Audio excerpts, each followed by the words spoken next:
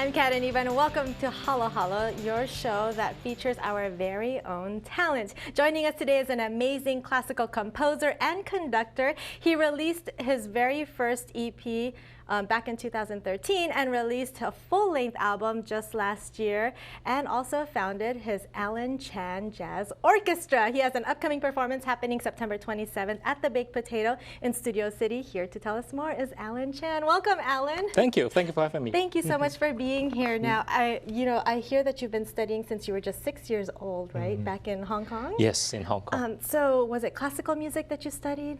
Yes, it was classical piano, and it was just by accident we stopped by a music store. My parents asked me, would you like to study piano? I say yes, and that's how I began.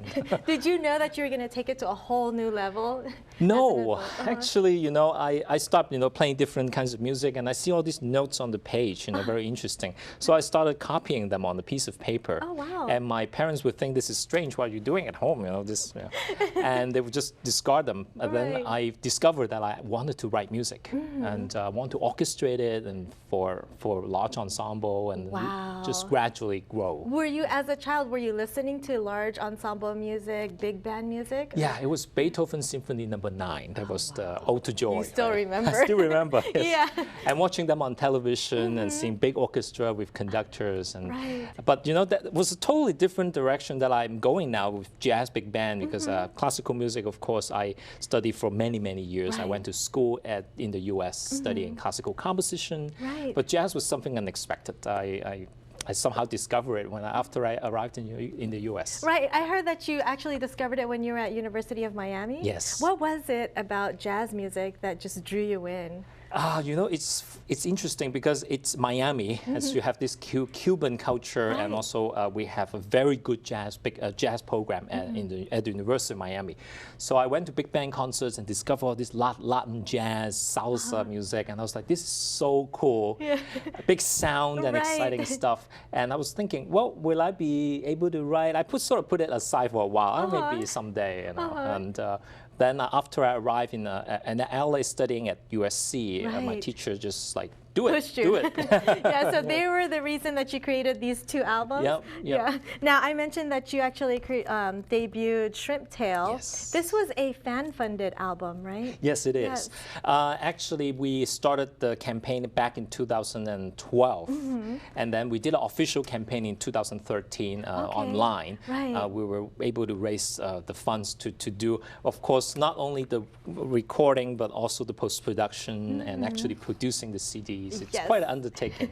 It's a huge undertaking. Now, I hear that you had how many people on this album? 17 plus a narrator or singer. Right. Yes. So you had a 17 band that you conducted. Yes. How does that work? Do you come up with the music for each instrument?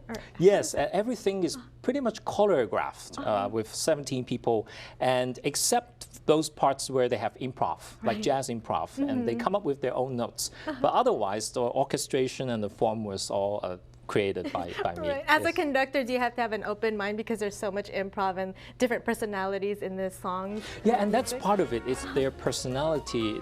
Besides my own ideas of what the music sounds like, it's really their input that makes the whole process very interactive and interesting. Right. I heard that it's a discovery. You called this album. Yes. Why?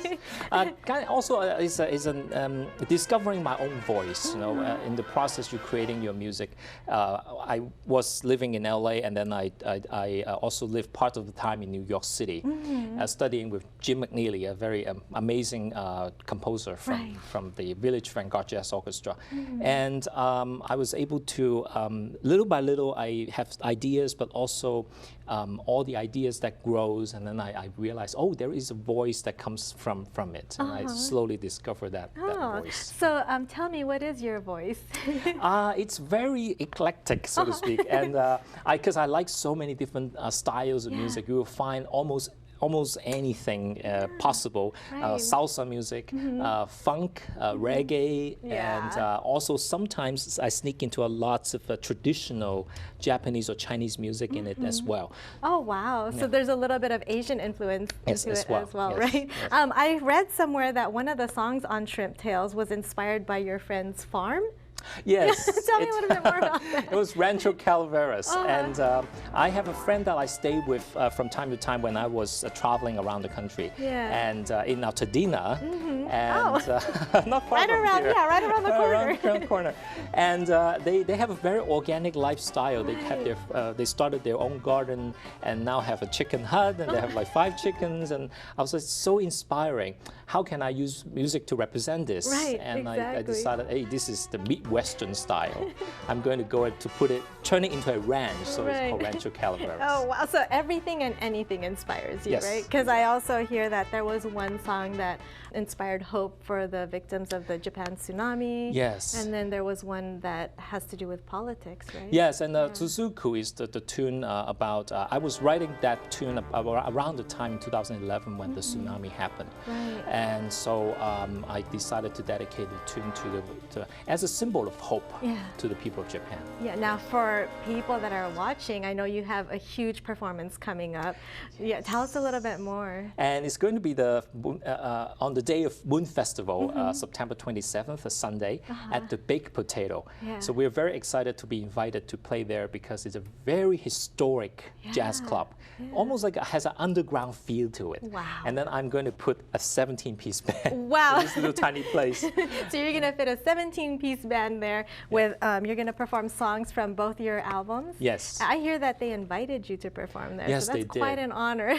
Very, very much so. And you know, it's a magical place. You hear the musicians just really blossom their ideas of how, on top of the music, you hear their voices as well. So maybe we'll see a little bit of improv there as well, Yes, right? definitely. Now, for more info on the event, where do we go? AlanChanJazzOrchestra.com. Also, you can check out thebakedpotato.com. Okay. And so you can see the events there and buy tickets. Yes, don't forget to buy your tickets. Now, to grab a copy of your albums, Shrimp Tail, where can we go? And also AlanChanJazzOrchestra.com and CD Baby Amazon is Okay. also. Thank you so much, Alan. Thank you for having me. stopping by. Right. Again, for more information on Alan Chan and to catch his performance on September 27th at the Baked Potato, make sure to head to his website that you see on this screen. We'll be back.